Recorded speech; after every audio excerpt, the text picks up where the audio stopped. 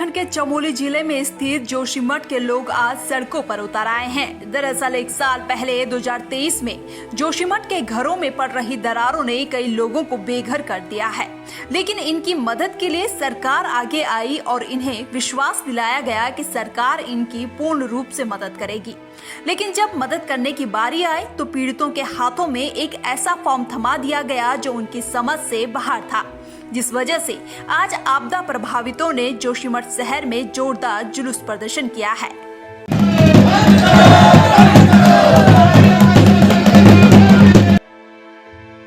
जोशीमठ शहर में आपदा प्रभावित लोगों ने आज एक ऐतिहासिक जुलूस निकालकर अपने विरोध को जताया। इस जुलूस का आगाज बद्रीनाथ स्टैंड से होकर मुख्य बाजार, थाना जोशीमठ और तहसील परिसर तक हुआ। जुलूस की संख्या में हजारों लोग शामिल रहे। जुलूस से संबंधित भाषणों में लोगों ने प्रशासन द्वारा प्रदान किए गए आपदा फॉर्मों को लेकर अपनी आपत्ति जताई है। उन्होंने कहा कि फॉर्म में दी गई जानकारी अस्पष्ट है और सरकार की विस्थापन पुनर्वास नीति स्पष्ट नहीं है। उन्होंने बताया कि फॉर्म में केवल एक बाप के 2 बेटों का जिक्र है, जबकि उनके समूह में इससे अधिक सदस्य हैं और इससे लोगों में अन्याय का आभास हो रहा है। इसके अलावा उन्होंने फॉर्म में सामाजिक, आर्थिक और धार्मिक पहलुओं पर ध्यान केंद्रित करने की मांग की और तहसील प्रशासन द्वारा बांटे गए अधूरे फॉर्मों को बतौर अधूरा मानकर वापस जमा किए। इस दौरान स्थानीय लोगों में आक्रोश और नाराजगी देखी गई।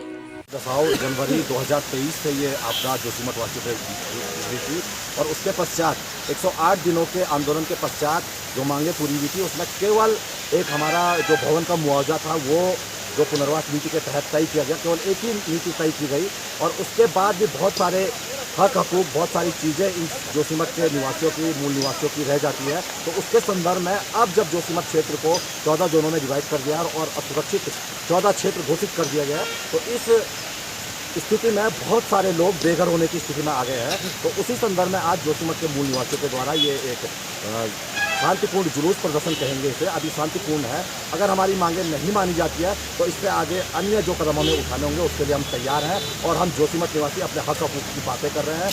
उसके संदर्भ में जो भी भूदशाओं से संबंधित हम लोगों को असुविधाएं हुई है, जो हमारे हक हकूक के हाथ छूट रहे हैं, उसके संदर्भ में आज हम एक ज्ञापन देंगे और इसके बाद सरकार अगर हमारी सुनवाई नहीं करती है तो हम आगे की रणनीति बनाकर आगे और बड़ा आंदोलन।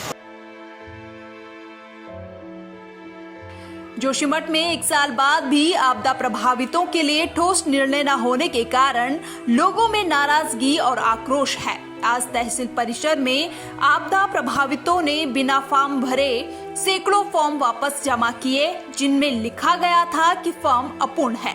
इस प्रतिष्ठानपूर्ण प्रतिवाद के माध्यम से लोगों ने अपनी मांगों को सामने रखा और प्रशासन से न्यायाधीश के रूप में स्थिति को सुधारने की अपील की। अब देखना होगा कि प्रशासन स्थिति को कब तक सुधार पाता है। लाइव समीक्षा के लिए जोशीमठ से सोनू नियाल की रिपोर्ट।